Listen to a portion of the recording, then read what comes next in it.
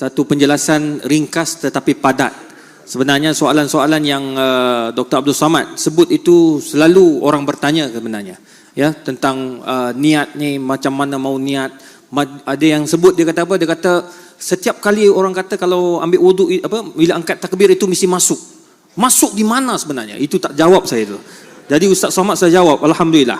Sekarang ni tuan-tuan dan puan yang dikasihi sekalian, kita ada sesi soal jawab dan memang kita dah tentukan di UKM, Dr. Abdul Samad sendiri yang minta agar di UKM lebih kepada soal jawab akademik yang bersifat akademik. Jadi alhamdulillah ada beberapa soalan dan tuan-tuan dan puan yang telah diberikan kertas ni nak tanya soalan boleh hantar, ya. Jadi hantar soalan-soalan yang boleh membina untuk kita semualah. Tapi kalau untuk luahkan perasaan, insya-Allah lepas ni. Ustaz, soalan saya bacakan, boleh? Soalan pertama daripada hamba Allah. Apakah ciri-ciri kekuatan ummah yang sepatutnya ada dalam diri remaja untuk menghadapi fitnah akhir zaman? Kalaulah umur saya mundur ke belakang, disuruh saya hidup lagi tahun 1998 balik menjadi penuntut ilmu di Azhar, saya fikir-fikir rasa-rasanya tak sanggup. Sebab begitu berat cabaran pemuda belia zaman sekarang. Sebab dulu masa saya 98 internet tak ada, www.google.com belum ada lagi, YouTube tak ada, WhatsApp tak ada. Jadi bila saya pergi ke Kaherah 2017, penuntut-penuntut bertanya, Ustaz Samad, bagaimana supaya kami ini tidak pacaran, supaya tak ada hubungan dengan perempuan yang tak mahram? Kata saya, tak tahulah, zaman saya dulu memang susah, kata saya. Andai ada saya, oleh sebab itu tidak ada jalan lain kecuali menanamkan akidah keyakinan bahawa pemuda belia bukan dipandang oleh manusia, bukan dipandang oleh pensyarah, bukan dipandang oleh CCTV, tapi yang memandang dia adalah la ta'khudhuhu sinatu wa la naum. Itulah yang ditanamkan ke dalam hati. Maka kita ajarkan bagi ayah, bagi ibu, bagi bunda, ajarkan kepada anak-anak kita sebelum tidur malam ambil wudu, selepas wudu solat sunat, witir 3 rakaat. Supaya apa? Supaya kita suci, dijaga malaikat, baca ayat kursi. Supaya apa? Supaya kita diawasi Allah. Sebenarnya itu menanamkan akidah. Tapi orang-orang tua dulu tak begitu. Sebelum tidur malam, basuh muka, basuh kaki, makan ubat cacing. Bukan kita nak menyalahkan orang tua dulu. Mereka sudah berjasa bagi kita. Tapi mesti ada di dalamnya membangkitkan lagi akidah yang benar. Karena yang sedapat mengikat ini generasi kita ini hanya satu saja, akidah, akidah, akidah. Dia disebut sebagai akidah kerana dia adalah tali yang diikat simpul mati.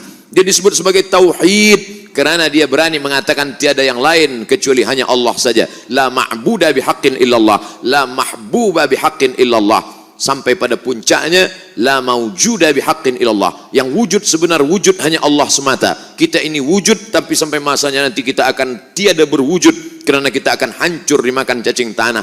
Tinggallah anallah, anallah, anal jabbar, anad dayyan, aku saja. Maka insyaallah UKM salah satu usaha yang menanamkan akidah melalui fakulti pengajian Islam.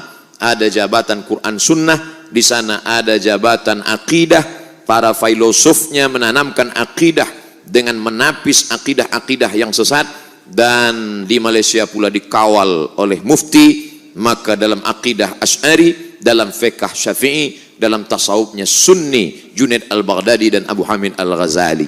Maka insyaallah generasi kita akan selamat sampai hari kiamat insyaallah. Amin ya rabbal alamin. Soalan seterusnya, apakah pandangan Islam tentang golongan liberal? Siapa mereka ini Pak Ustaz? Saya baca je. Dia tulis Pak Ustaz, saya Pak Ustaz lah. Masya Allah. Liberal, ada patung liberty, bebas, tak ada ikatan. Sedangkan Islam ini hurriyah, bebas, tapi muqayyadah, masih ada ikatan. Kulu, makanlah. Tapi ada yang tak boleh. Hurriman alaikumul maitatu, bangkai tak boleh. Waddamu, darah tak boleh. Walahmul khinzir, daging khinzir tak boleh. Sedangkan dia mau liberal, semua dimakan, makan. Sampai Batman pun dia makan. Setelah datang corona baru dia pusing, pening kepala. Oleh sebab itu maka Ini dalam liberal masalah makanan. Begitu juga dalam masalah keyakinan. Kata dia, tidak bertuhan pun merupakan suatu keyakinan. Kita tidak boleh menjudge orang. Sedangkan dalam Islam diajarkan, bila ada orang yang berbeza dengan kita, wala ana abidum ma'abattum, wala antum abiduna ma'abud, lakum dinukum waliyadin. La ikraha fid din. Tapi dalam masalah keyakinan kita mesti meyakini bahwa kita agama yang paling benar. Inna dina indallahil Islam. Bila kita tidak meyakinkan itu kepada anak-anak kita, kita katakan, anakku semua agama benar. Kau nak menyembah Allah boleh. Tak bertuhan pun tak apa-apa. Mana tu tak? Kita tidak boleh mengatakan demikian. Kita mesti mengatakan kepada anak-anak kita, lain asyrakta, kalau kau persekutukan, kau syirikkan Allah, la yahbatanna amaluka, maka amalmu gugur. Tapi bila engkau masuk ke sekolah, di sekolahmu ada orang yang berbeza dengan engkau, kau tetap menghormati dia. Maka kita dalam Islam diajarkan rahmatan lil alamin, menganggap perbezaan ini sebagai suatu kekayaan. Tapi dalam masalah keyakinan, sedangkan liberal tidak begitu. Dia mengatakan apapun jalan yang kau pilih, orang tidak akan pernah bertanya kepada engkau tentang keyakinanmu, akidahmu. Yang ditanya orang hanyalah apakah kau bermanfaat atau tidak bermanfaat untuk manusia. Dalam Islam tidak begitu. Dalam Islam diajarkan, banyak pun amalnya, kalau dia tidak akidah yang benar, wa qadimna ila ma amilu min amalin, semua amal-amalmu dulu akan aku tunjukkan. Ini sekolah yang kau bina, ini university yang kau bina, ini hospital yang kau bina. Tapi kalau akidahmu tidak benar, maka semua amalmu itu habaan mansura, seperti debu yang dihembus angin. Syarat pertama diterima Allah Subhanahu wa taala adalah la ilaha illallah Muhammadur Rasulullah. Saya kira itulah singkatnya tentang liberal. Soalan seterusnya, kenapa manusia lagi tinggi belajar, lagi sombong? Nampaknya menyindir saya. Bukan ni soalan mungkin. Sebab Masya mungkin Allah. dalam ni ramai kan yang ada PhD-nya kan. Masya Allah. Kita belajar agama Islam ini seperti berjalan di tepi pantai. Manakala kita berjalan di tepi pantai, mulai masuk ke laut, mata kaki kita tenggelam, kita rasa lebih tinggi, laut itu tak dalam. Makin kita berjalan ke tengah, tenggelam lutut kita, kita mulai merasa kita lebih tinggi, laut tak dalam. Mana sampai dia ke pusat kita mulai berpikir, nampaknya laut ni agak dalam. Sampai agak ke tengah, barulah kita sedar, sebenarnya kita tak ada apa-apanya, laut menenggelamkan kita. Makanya saat kita baca kitab ini, dulu, masa di pondok, masa belajar, itu memegang Bulughul Maram min Adillatil Ahkam, bukan main angkuh sombongnya. Sebelah kiri Bulughul Maram, sebelah kanan Subulus Salam. Masya Allah. Tapi manakala sampai ke Kahirah, tengok kitab di rumah kawan, apa ni? Fathul Bari Syarah Sahih Bukhari, 1 meter. Oh, aku pun baru tengok sekarang. Dulu bukan main bangganya manakala membawa kitab Jalalain, Jalaluddin Al-Mahalli, Jalaluddin As-Suyuti. Tapi manakala sampai kita tengok kitab besar At-Tafsir Al-Kabir yang ditulis oleh Imam Fakhruddin Ar-Razi, meninggal 606. Sebenarnya kita mesti banyak membaca, barulah kita sedar bahwa kita tidak punya apa-apa. Kenapa Imam Bukhari itu tawaduk? Rupanya Imam Bukhari itu gurunya 2000 orang. Cuba kita hitung kira guru kita mula tadika hingga PhD.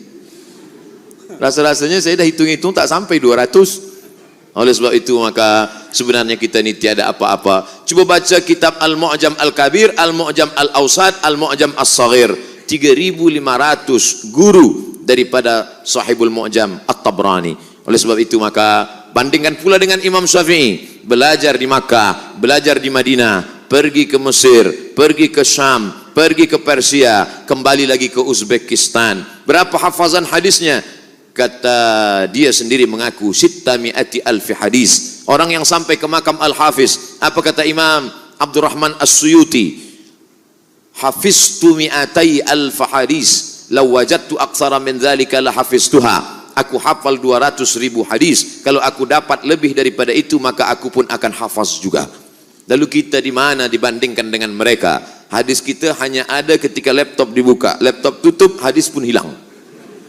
Maka semakin banyak kita kenali ulama, semakin banyak kita tengok kitab, semakin kita tak punya apa-apa, semakin kita merasa tak ada apa-apa. Lebih baik menjadi jahil bainal ulama daripada alim bainal juhala. Lebih baik merasa jahil di tengah ulama daripada merasa alim di tengah orang yang jahil.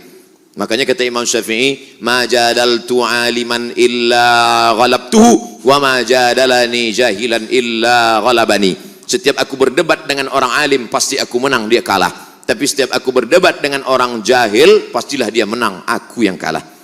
Oleh sebab itu maka hari ini saya merasa sedang berada menjadi al-jahil bainal ulama. Hari ini Abdul Somad jahil di tengah para profesor, para pensyarah. Mudah-mudahan kita tetap menjadi orang yang tawaduk di hadapan manusia dan di hadapan Allah Subhanahu wa taala. Amin amin ya rabbal alamin. Soalan seterusnya, maaf kalau soalan ini keluar dari tajuk Pak Ustaz. Apa pandangan Ustaz terhadap isu transgender yang pergi ke Mekah? Waduh. Ada namanya khunsa, ada namanya unsa perempuan, ada namanya rajul laki-laki. Walaysa dzakaru kal unsa. Tidaklah sama antara zakaru lelaki wal unsa dengan perempuan. Az-zakaru wal unsa. Di tengah az-zakaru wal unsa ini ada namanya khunsa. Maaf, beribu maaf. Khunsa ini maaf, kelamin dia dua. Alat dia dua. Satu lelaki, satu perempuan. Maka bila dia lahir, kita tidak boleh buang. Tunggu hingga dia dewasa, lepas itu kita tanya, awak lebih condong kepada lelaki ke perempuan? Kata dia, saya ini rasa-rasanya saya perempuan dan dia pula mengalami period haid, uzur, maaf. Maka dibuanglah yang lelaki, selepas itu dia akan menjadi perempuan. Sebab bila kita buang yang lelaki, rupanya selepas itu dia rasa, awak lelaki ke perempuan? Aku lelaki, kata dia. Kemana kita nak cari, dah hilang dah. Ini tentang masalah khunsa. Maka khunsa ini dibahas dalam kitab-kitab fiqh. Adapun yang menjadi masalah sekarang, kita mesti pastikan dia ini khunsa atau mukhannas. Sedangkan mukhannas memang dia memang lelaki, lahir sebagai lelaki. Tapi bila kita tanya, awak ni lelaki ke perempuan? Saya ni sebenarnya perempuan terjebak dalam diri lelaki. Nah, ini yang jadi masalah. Bila dia betul-betul lelaki, memang terlahir sebagai lelaki dan satu alat dia, maka dia lelaki. Karena kaedahnya man lahu zakarun fahuwa mudzakarun. Sesiapa yang ada itu, maka dia lelaki. Lalu kemudian dia merasa diri perempuan. Adakah ini pada zaman Nabi SAW? Ada. Manakala dia dibawa menghadap Nabi SAW, Nabi menengok tangan dia pakai inai, daun inai. Zaman Nabi, lelaki tak ada pakai inai. Di bumi Melayu pakai inai. Bukan mukhannas. Orang nak nikah. Zaman Nabi dibawa lah seorang lelaki, dia pakai inai. Zaman Nabi yang pakai inai itu hanya perempuan. Bila ada lelaki pakai inai zaman Nabi, maka dia dianggap mukhannas. Kata Nabi, ma hadzal rajul? Ini lelaki ini kenapa? Sahabat berkata, dia mukhannas. Kata Nabi SAW, bawa dia ke naqi. Tempat dia adalah naqi. Dia mesti dibuat di suatu tempat, tidak boleh bergaul dengan orang banyak. Sebab rupanya penyakit ini boleh menular juga. Macam corona juga. Dia akan menularkan kepada yang lain. Maka buat dia di naqi. Tempat orang yang sudah mati, baqi. Tempat orang yang mukhannas, naqi. Jangan silap-silap. Nanti yang mati pula diantar ke naqi, yang mukhannas diantar ke baqi. Oleh sebab itu maka ada dua langkah, ada dua cara, ada dua step. Yang pertama, mereka mesti dibuatkan penyembuhan. Mereka mesti dibuatkan obat. Sebab mereka ini adalah orang yang sakit. Orang sakit mesti dikasih obat. Tapi kalau dia sudah sampai kepada tingkat, maaf, melakukan perbuatan seksual, man wajadtumuhu ya'malu amala qaumi Lut. Kalau kamu menangkap mereka melakukan perbuatan umat Nabi Lut, faqtulul fa'il wal maf'ul. Maka bunuhlah yang fa'il, yang melakukan, yang maupun yang maf'ul, yang menjadi objek. Kalau hukum ini dilakukan, insya Allah mereka akan sihat. Kalau tak percaya, mari kita cuba. Tangkap satu, pancung. Yang lain insya Allah. Kalau lelaki apa perempuan? Lelaki, kata dia. Wallahu a'lam. Menarik. Tengah panas kan ni soalan ni kan? Menteri pun tak boleh jawab, Pak. Alhamdulillah. Soalan seterusnya. Bolehkah masjid dijadikan tempat berpolitik? Tidakkah politik itu dalam Islam? Habis. Bulan suci Ramadan ada 30 malam, 29 malam. Saya selalu buatkan tajuk-tajuk khasnya di masjid saya dan masjid-masjid lain. Lepas saya buat, saya share. Artinya masjid-masjid lain boleh buat. Cara mengisi malam-malam Ramadan, cara menjadi orang yang bertakwa, Ramadan dan kesehatan, Ramadan dan pengawasan Allah, Ramadan. Mesti ada satu malam dibahaskan di situ, politik dalam Islam. Bila kita berkata bahwa Islam ini tiada politik, bagaimana dengan fikih siasah? Di dalam ada fikih ibadah, di dalam ada fikih ibadah, ada fikih muamalah, ada fikih siasah. Maka di dalam Islam ada fikih siasah. Bahkan bukan dalam satu juzuk, tapi dalam satu kitab yang ditulis oleh Imam Al-Mawardi meninggal 450 Hijrah, bertajuk Al-Ahkam As-Sultaniyah. Diteruskan oleh Ibnu Taimiyah Al-Ahkam Asy-Syar'iyyah. Diteruskan oleh Syekh Yusuf Al-Qardawi yang sekarang kita berjudul tajuk Min Fiqhid Daulah. Jadi ulama mesti menjelaskan siasah politik dalam Islam. Maka saya sendiri pun menjelaskan, muslimin muslimat sekalian, Islam ini mengatur masalah politik dalam Islam. Nama kitabnya, kita baca kitab Al-Fiqhul Islam, kita baca kitab Al-Ahkam As-Sultaniyah, 10 syarat kewajiban seorang pemimpin. Pemimpin dalam Islam adalah ra'id din wad daulah. Tugas pemimpin dalam Islam yang utamanya ra'id din, menjaga agama, ad-daulah, dan menjaga negara. Maka umat mesti dijelaskan tentang politik tanpa kita membawa kepada suatu parti atau golongan atau kepada orang, tapi yang kita jelaskan adalah bagaimana ajaran Islam secara am. Apa kata Abdullah ibnu Abbas radhiyallahu anhuma? Lau dha'a minni iqalu ba'iri lawajadtuhu fil Quran. Seandainya hilang tali untaku hilang, aku temukan dalam Quran. Maknanya apa? Udkhulu fis silmi kafah. Islam secara kafah. Kalau masuk ke dalam toilet saja diatur dalam Islam. Allahumma inni a'udzubika minal khubuthi wal khaba'ith dengan kaki kiri. Idza waqa'a dzubabu fi ina'i ahadikum. Kalau lalat masuk ke dalam tempat air minum kamu, falyughmishu, celupkan ke dalam. Fa inna fi ihda jinahi hidaan. Dalam satu sayapnya ada penyakit, wa fil ukhra shifaan. Dalam satu sayap lagi ada obat penawar. Sedangkan lalat masuk ke dalam tempat air minum saja dibahas dalam Islam. Idza tasa'aba ahadukum falyurad mastata'a. Kalau kamu menguap, maka jangan buka mulut macam kuda Nil. Tahan sekuat-kuatnya. Idza atisa ahadukum, kalau kamu bersin, falyukhfid sautahu, kecilkan suara. Falyadha' yadihi ala wajhihi, letakkan tapak tangan ke mulut, jangan kuat-kuat. Artinya apa? Dalam masalah itu pun diatur dalam Islam, apalagi masalah hakim wal mahkum. Oleh sebab itu maka Islam mengatur masalah politik, kita jelaskan menurut hukum fiqh Islam. Wallahu a'lam bishawab. Terima kasih Ustaz. Soalan seterusnya, saya Nahdlatul Ulama. Nama. Dan ingin bertanya Ustaz, bolehkah kita memulai menghafal Al-Quran tetapi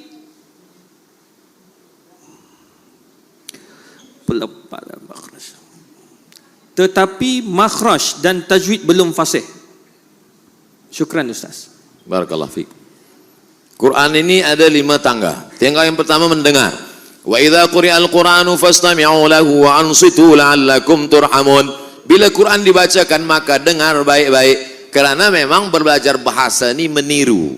Bagaimana mendengar huruf A, bagaimana mendengar huruf Sya, bagaimana mendengar huruf Ba, bagaimana Allah. Dengar dulu baik-baik. Selepas dengar barulah membaca. La aqulu alif lam mim harf. Aku tak mengatakan alif lam mim itu harf. Alif harf, lam harf, mim harf, wa likulli harfin asyru amsalihha. Setiap huruf ada 10 balasan. Setiap itu barulah dia mulai menghafaz. Maka disebutkanlah motivasi siapa yang menghafaz Quran akan memberikan syafaat nanti pada hari kiamat. Al-mahiru bil Quran ma'as safaratil kiramil bararah. Yang menghafaz mahir dalam Quran akan dibangkitkan bersama para malaikat. Barulah yang keempat, khairukum. Yang keempat mengamalkan isi Al-Quran. Barulah yang terakhir, last sekali yang kelima, khairukum, orang yang paling baik. Siapa yang paling baik? Man ta'allamal Qur'ana wa 'allamahu. Orang yang paling baik di antara kita ini semua adalah yang berada di jabatan Quran Sunnah.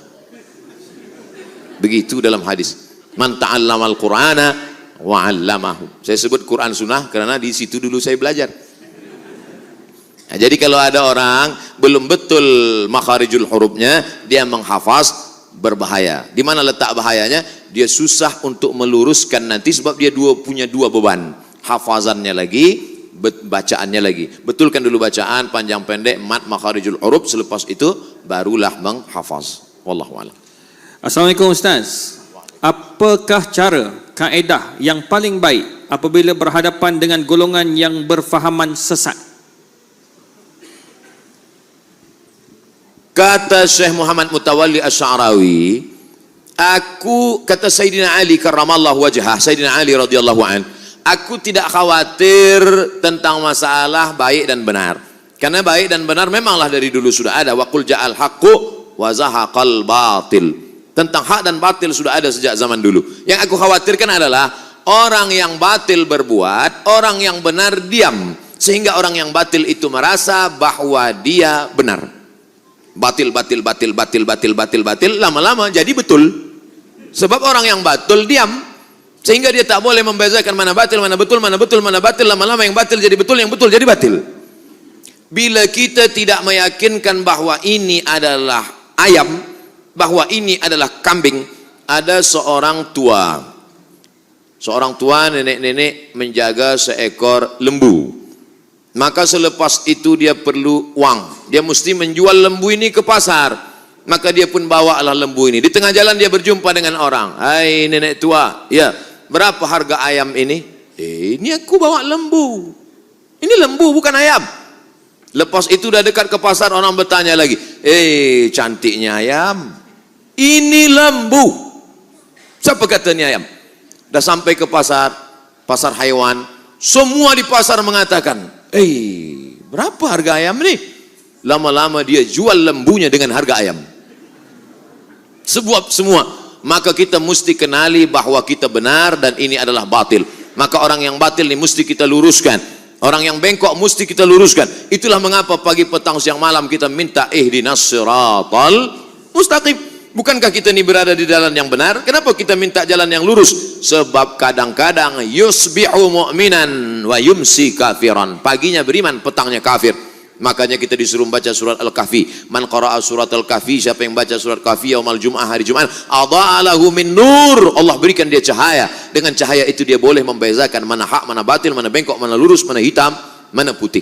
Oleh sebab itu setelah kita tahu, maka ud'u ila sabili rabbik. Orang yang sesat itu ajak dia ke jalan Allah. Dengan cara apa? 3, bil hikmah.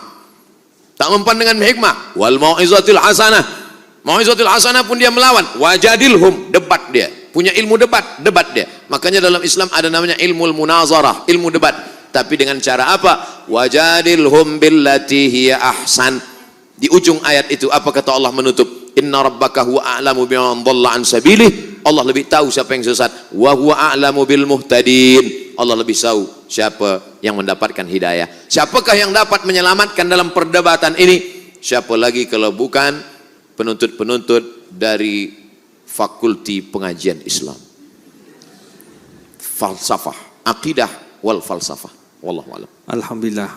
Banyak Dr. Abdul Samad promosi Fakulti Pengajian Islam. Saya rasa bangga sekali. Baik, kita kesempatan masa sebab malam ini Datuk Seri Dr. Abdul Samad akan berada di Stadium Melawati. Semalam alhamdulillah yang bahagia Ustaz berada dekat Masjid Besi. Masya-Allah 3 tingkat tu penuh rapat. Jadi sampaikan orang tengok Ustaz tu masuk keluar agak penyek gitu ya. Masya-Allah. Jadi alhamdulillah malam ini Allah permudahkan insya-Allah. Cuma di sini enggak penyek sebab semuanya okey. Cuma saya nak buka dua soalan dalam bentuk ni pakai mic, 2 je sebab masa tak ada. Okey, satu soalan.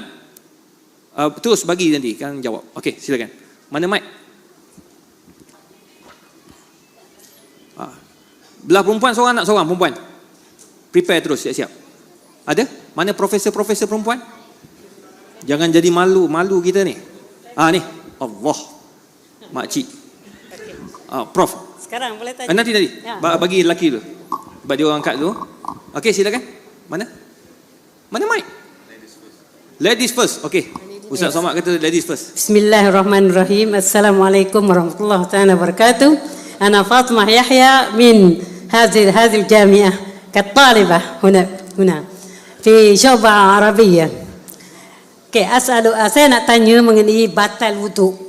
Mazhab Hanafi kalau sentuh al-mashu laisa batil. Syafi'i batal. Kalau kita macam saya nak ikut mazhab Hanafi boleh tak? Siapa-siapa sajalah macam masalah di Makkah lamsul rajul.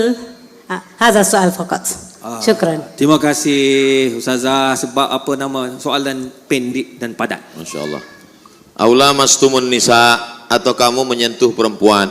Kata mazhab Hanafi, aula mastumun nisa, kamu menyentuh tangan perempuan, la yubtilul wudu, tak batal wudu. Sebab makna aula mastumun nisa, maaf beribu maaf, maknanya jima. Kalau jima baru batal. Sebab kan kata dalam mazhab Maliki, kalau menyentuh batal kalau ada syahwat. Kalau tak ada syahwat tak batal. Sedangkan dalam mazhab Syafi'i ada syahwat tak ada syahwat batal. Saya dalam hal ini memilih mazhab Syafi'i.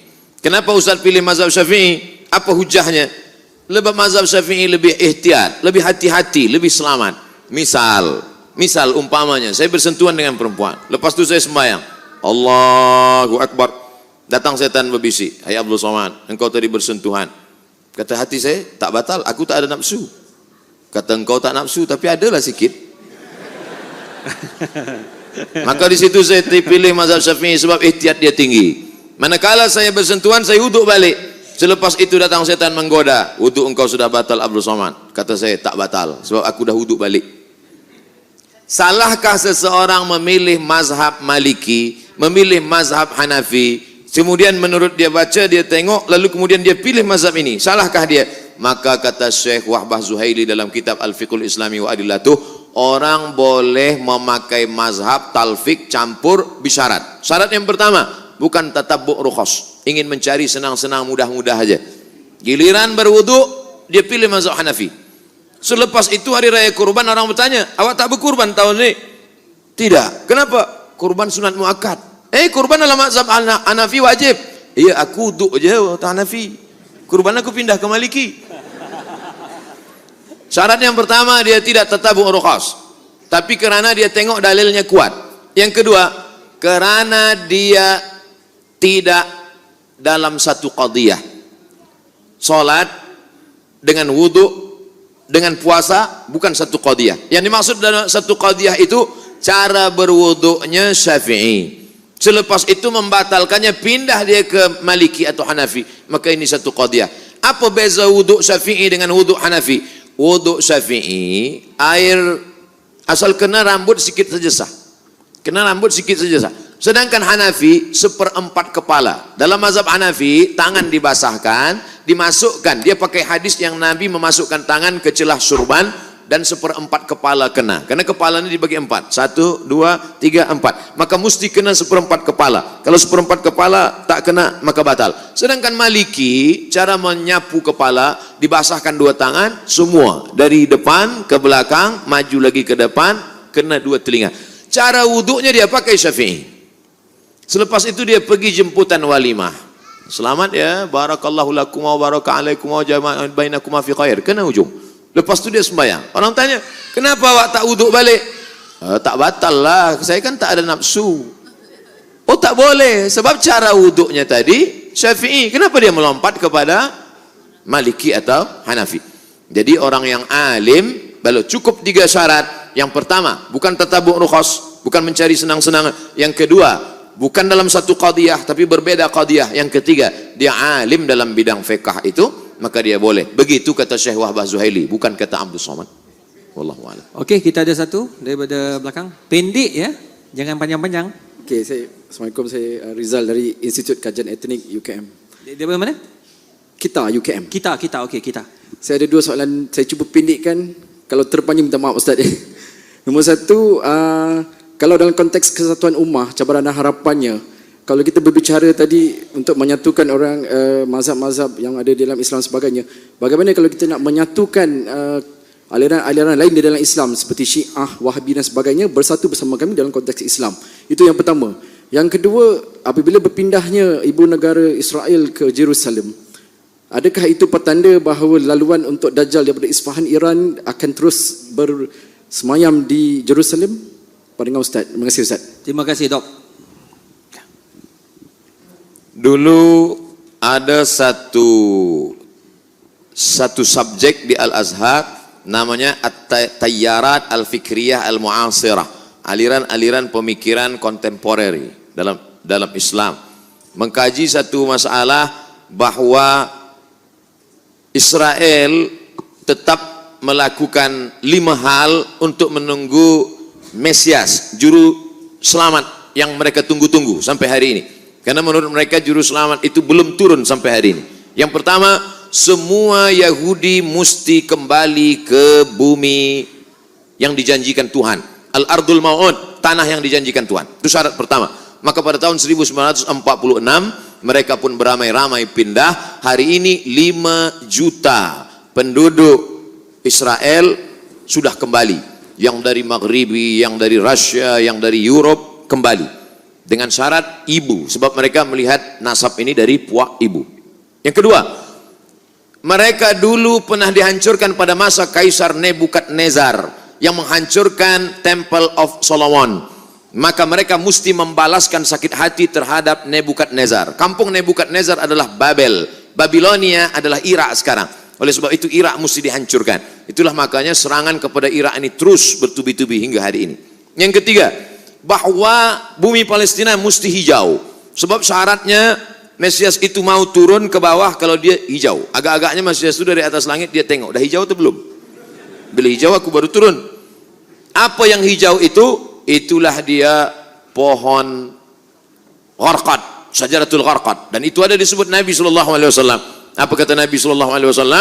Nanti batu pun akan berbicara. Ketika bersembunyi mereka pada perang besar di akhir zaman itu di belakang batu, batu akan berbicara. Ya Abdullah, hadza Yahudi khalfi faqtulhu. Wahai hamba Allah, ini di belakangku ada Yahudi, bunuhlah dia. Kecuali satu, kata Nabi. Apa itu? Syajaratul gharqad. Subhanallah, Masya Allah. Bila kita sampai nanti, saya sampai ke satu kota yang dibelah menjadi 2, sebelah punya Mesir, sebelah lagi diambil oleh Israel. Saya tengok dengan mata kepala saya sendiri pohon-pohon gharqad mereka tanam menghijau seperti pokok pines. Lalu kemudian yang kelima, bahwa mereka mesti menguasai yang pernah dikuasai oleh Sulaiman dulu. Maka itu disebut dengan Great Israelian, Israel Raya, Israel besar. Mana batasnya? Dari 2 sungai, dari sungai Nil di Afrika hingga ke sungai Efrat di Irak. Maka batas negara mereka itu adalah 2 sungai. Maka dalam bendera dia dibuat ada bintang David, lalu segi 6, lalu di atasnya ada garis warna biru, di bawah ada biru. Yang di atas biru itu sungai Nil, yang di bawah biru itu adalah sungai Efrat. Maknanya kerajaan mereka dari Nil hingga ke Efrat. Yang kelima, kalau nanti mereka berkuasa di dunia, maka selain daripada mereka akan menjadi ghaim. Ghaim itu adalah keledai tunggangan. Yang bukan dia akan menjadi ghaim. Siapa dia? Maka mereka tidak mengajak orang luar kepada agama dia. Sebab dia adalah agama sekaligus nation. Beza dengan kita. Kita Melayu. Tapi bukan agama. Beza dengan mereka. Mereka adalah Yahudi sekaligus sebagai agama. Maka yang bukan mereka, bukan golongan mereka akan menjadi ghaim, keledai tunggangan. Itulah yang terjadi saat ini. Maka ini mesti disuarakan. Video saya tentang ini sudah diupload di YouTube. Hanya beberapa jam saja, lepas itu hilang. Kalau tak percaya, coba upload. Mungkinkah Sunni dan Syiah bersatu? Yang menjawab ini Syekh Yusuf Al-Qaradawi. Maka dibuatlah yang disebut dengan At-Taqrib Bainal Madzahib. At-Taqrib, pendekatan. Karena sudah jauh betul, ini Sunni, ini Syiah. Akhirnya dibuatlah dialog bernama At-Taqrib Bainal Madzahib, mendekatkan mazhab. Tapi itu pada masa Syekhul Azhar Mahmud Saltun.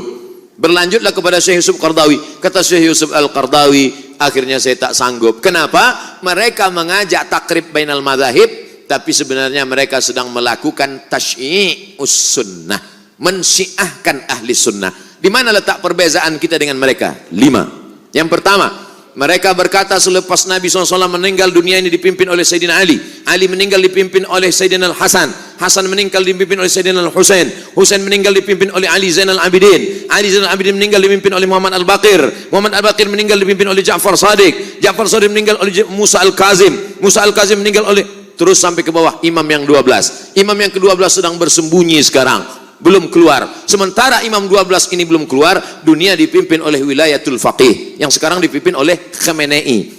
Siapa yang tidak mengakui ini maka kafir. Itulah yang menyebabkan dia keluar daripada Ahlus Sunnah, karena Ahlus Sunnah tidak boleh takfir, mengkafirkan orang, sedangkan dia mengkafirkan kita. 2. Selepas Nabi SAW meninggal dunia, maka ada wasiat kepada Sayyidina Ali. Maka orang yang mengambil wasiat, membatalkan wasiat itu berarti kafir.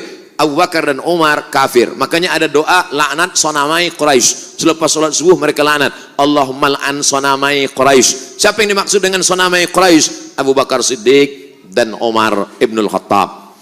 Wa ma Muhammadun illa rasul. Muhammad itu seorang Rasul SAW.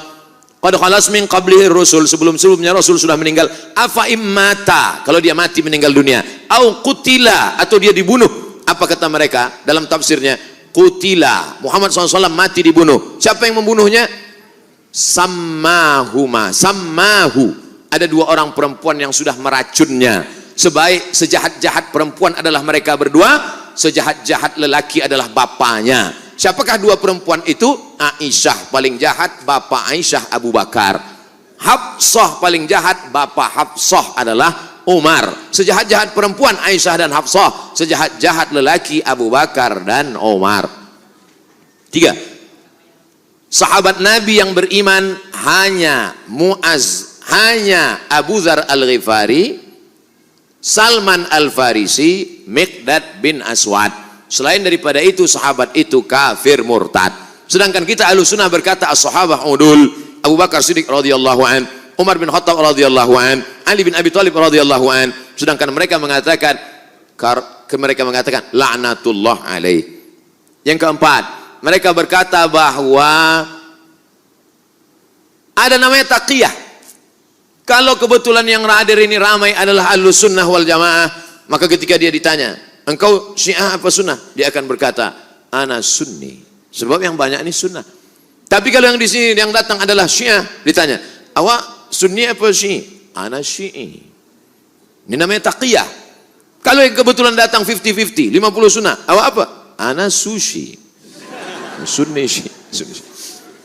Taqiyah. Dalam Islam tak ada taqiyah. Sedangkan mereka mengatakan at-taqiyah minad din. Taqiyah ini minad din. Siapa yang tidak bertaqiyah maka dia tidak beragama. Tidak beragama Syiah maksudnya. Yang kelima, mereka memahamkan ada akidah mereka disebut dengan mut'ah. Hari ini mut'ah luar biasa. Berapa banyak orang terkena penyakit. Seorang doktor medikal di Bandung, dia buat dalam buku, dia tulis buku itu. Dia bercerita bagaimana seorang perempuan yang memakai niqab, memakai cadar datang, tapi dia terkejut kenapa terkena, penyakit sipilis. Kenapa terkena sipilis? Rupanya ikut jamaah. Terlalu banyak guna Van Rijk kena virus. Oleh sebab itu maka kita tidak mungkin bertemu. Nata'awan fi mattafaqna. Mari kita bersama menjaga persatuan umat pada golongan antara Hanafi dengan Maliki, antara Syafi'i dengan Hambali, antara Ahlus Sunnah wal Jamaah. Tapi kalau sudah kepada Ahlul Bid'ah, maka dalam hal ini mesti, alhamdulillah, Malaysia merupakan kerajaan yang tegas dalam bidang ini. Saya amat sangat bersyukur kepada Allah, kerana dalam tazkirah saya mengambil fatwa. Saya ambil fatwa dari Selangor, saya ambil dari fatwa Mufti Johor, saya ambil. Bila umat bertanya, ini bukan fatwa Abdul Somad, ini fatwa dari bumi Melayu. Kenapa? Karena umat ini akan dijaga oleh ulama. Kalau ulama diam dalam masalah ini, maka habislah umat akan diterkam oleh serigala-serigala. Maka mesti dijaga oleh ulama. Wallahu a'lam bishawab. Alhamdulillah, terima kasih banyak. Minta maaf kepada yang nak bertanya kerana masa sangat-sangat mencemburui kita. Dan Dr. Abdul Somad pun nak bergerak ke Shah Alam. Jadi tuan-tuan dan puan, terima kasih atas pemerhatian dan kehadiran tuan-tuan dan puan, dan terima kasih juga kepada yang berbahagia Ustaz Datuk Seri Ulama Setia Negara Dr. Abdul Somad atas kehadiran ke UKM. Jadi saya serahkan kembali kepada pengacara majlis.